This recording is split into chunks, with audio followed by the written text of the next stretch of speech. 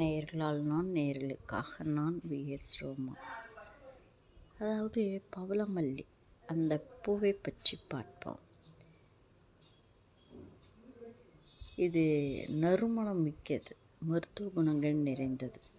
இதற்கு பாரிஜாதம் என்ற மற்றொரு பெயரும் உண்டு. இந்த பூக்கள் இரவு நேரத்தில் மலர்ந்து அதிகாலையில் உதிர்ந்துவிடும்.